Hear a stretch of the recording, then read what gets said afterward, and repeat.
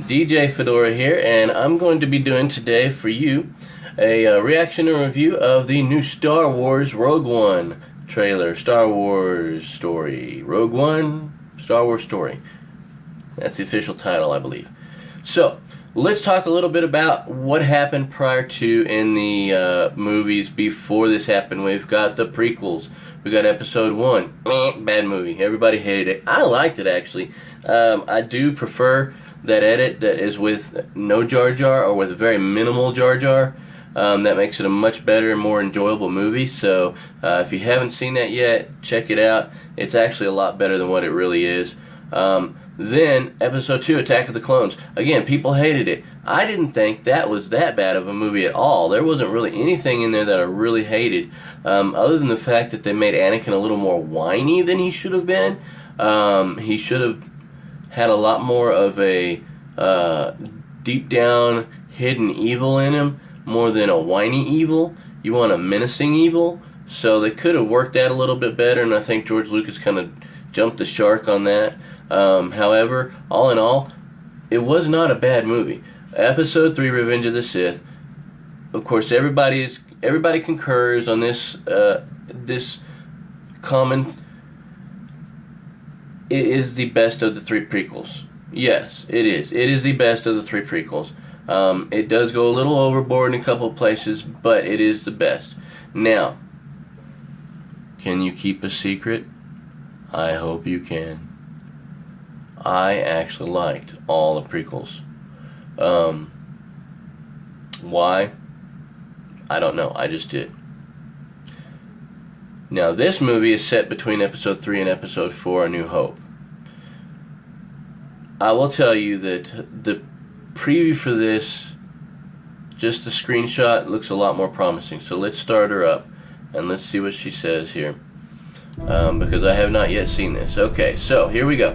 And we've got the, ooh, those are cool. They're kind of a sweep wing design transports flying over a mountain here, and he says everything's trouble. And wow, that's cool. The Star Destroyer there, and we get the Lucasfilm logo, ever famous Lucasfilm logo. Let's just get this over with. And we get our heroine come in here, and our heroine. It's about time we've got some good leading ladies to play the heroines, the heroes of the story. Because, let me put it this way, I'm not going to be all pro feminism and everything, but I will say that there's not enough movies with good lead females in it. We're starting to see more and more in the cinema in today's day and age, but there's still not enough. You know, women are just as courageous as men, and I got to tell you, I've seen some women out there that would kick some major butt on some men. So I'm not going to sit there and say anything about what a woman couldn't do this. Now, our heroine here, some people have said that it is possibly going to be Rey's mother. We'll see what happens with that. We don't know. Mon Mothma there, and they offer her a mission. This is a cool shot right here. I like this shot of the Star Wars. It really shows the epic scale of the Death Star here. The Death Star, I've been recruiting massive, huge, and this is the smaller one. The Death Star 2, which was in Return of the Jedi, was even bigger. So, I mean, these Star Destroyers are like tiny little things. I wonder how much smaller they are in comparison to the second Death Star, and even more yet, boom, how much smaller they are in comparison to Star Killer Base. So you got like Star Killer Base, you got like the second Death Star, and you got like the third Death Star, or the first Death Star. There. So, that being said, that's epic. That's huge. Okay, so Destroyed our home. Here they're taking off in a ship. Now, is this Kyle Katarn? Is this guy Kyle Katarn? It would be cool if it is Kyle Katarn.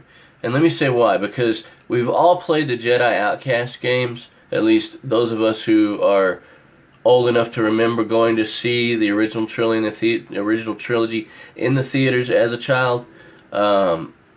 We've all probably played it on the computer. that would be cool if they tied these two together just that much. But I've read some theories that is actually Kyle Katarn, so we'll see if it actually is or not. And they're taking off in their ship, and this is okay. This ship is like a cross between a snowspeeder and an X-wing, and that's kind of cool. Me and my brother, we loved the snowspeeders. We had two X-wings. I'm sorry, we had one X-wing, but we had two snowspeeders, and we played Empire Strikes Back on Hoth all the time because we had the AT-AT and then we had the snowspeeders, and we would play with those till all hours of the night until my brother started getting older, and then he wanted to hang out with his friends, and so his younger brother was then left playing by himself Star Wars all on his own. And then by that time I got a little older and Transformers came around. So, but Star Wars has still always been a big part of my life, and even my son has Star Wars toys still. Alright, so we got some rebels here. They look like they've been taken hostage.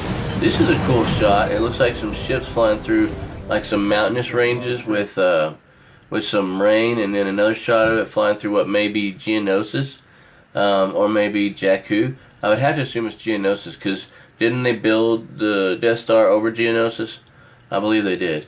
And here we've got some stormtroopers coming in on a tank thingy, and they're fixing to fight the blind guy here, and he's not going to take any crap from him.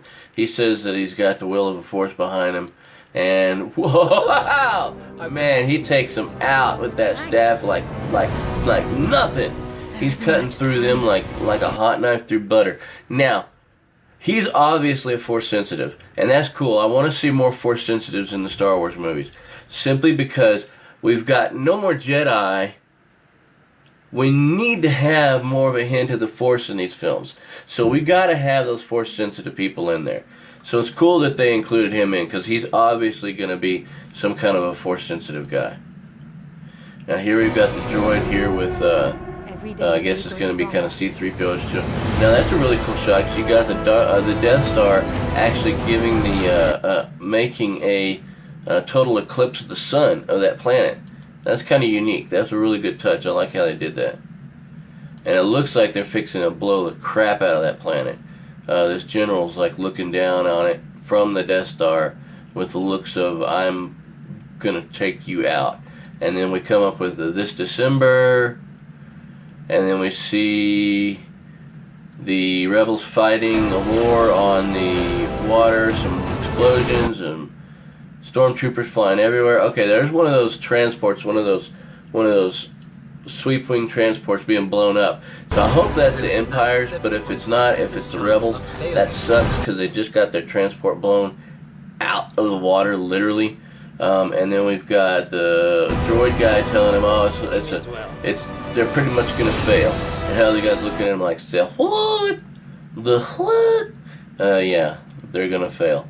A big chance, but you know, this is Star Wars. They're going to use the Force, right? The Force is going to help them. They might not be able to use it, but the Force is going to still instill with them, give them some help.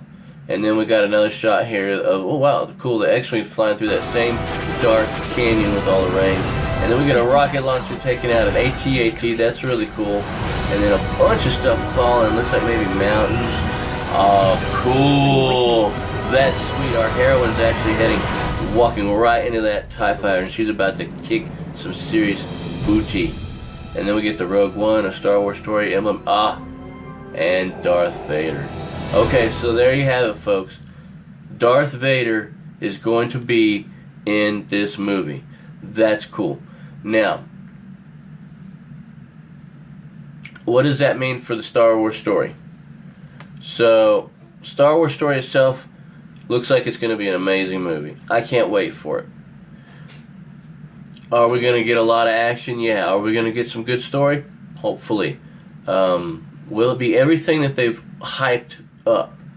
I think it will be.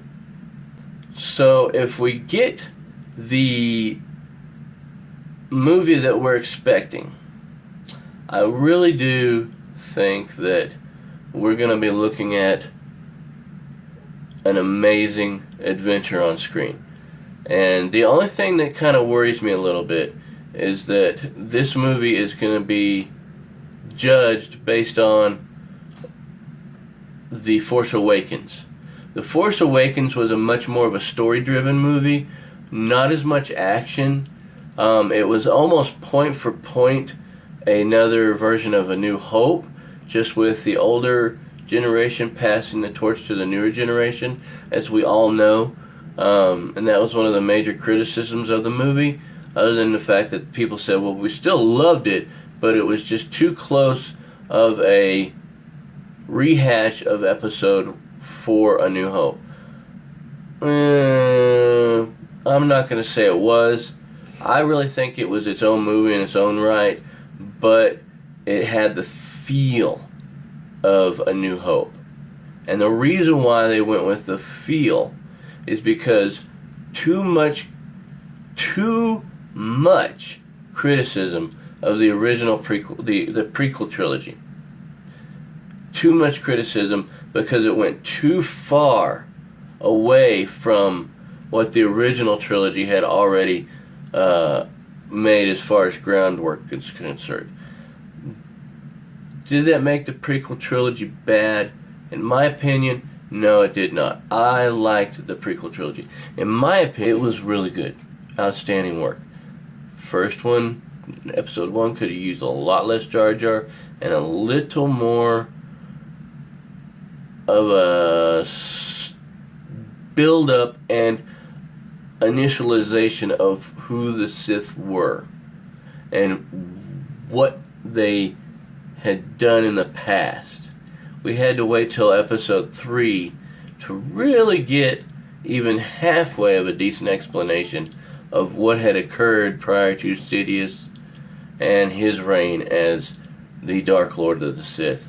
So, that being said, I'm really looking forward to this. I hope you are too.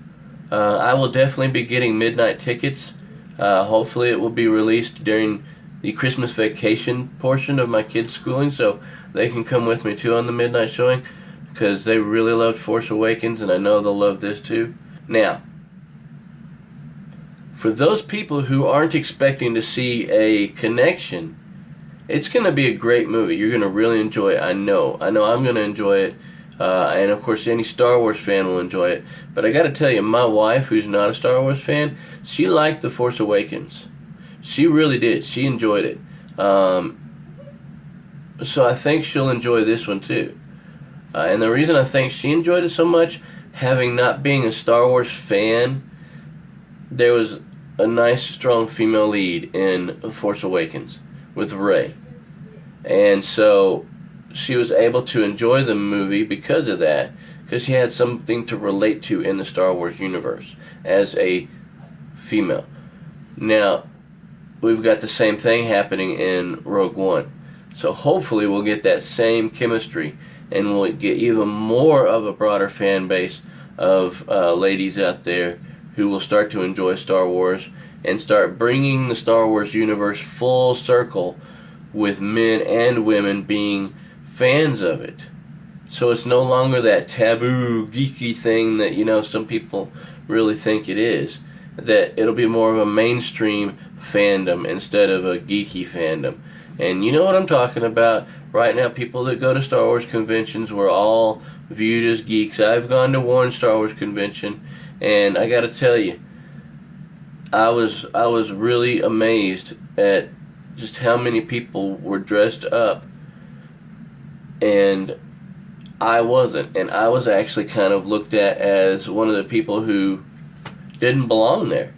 So, while outsiders may view Star Wars fans as geeky, everybody in the Star Wars fandom views each other as family, and the ones that are not heavy into it are kind of the ones that are ostracized.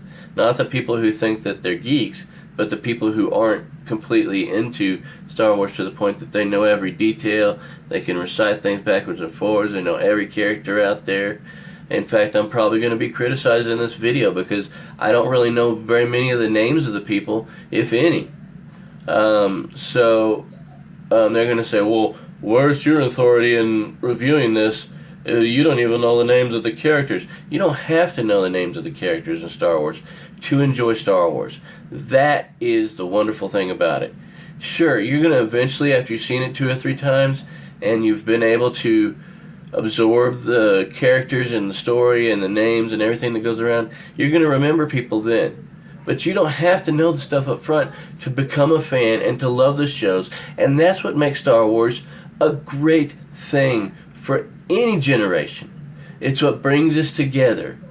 It's what binds the universe. Just as the Force flows through one in Star Wars, in the universe of Star Wars, the Force flows through us. And because of that reason, it brings us all into one group that we can all relate to and we can all have fun. So I myself am really looking forward to the movie coming out, and I will be there when it does, and hopefully I'll see you too. But until that time comes, please remember, we aren't anonymous, but we are everywhere. And until we see you again, we bid thee farewell. Good night.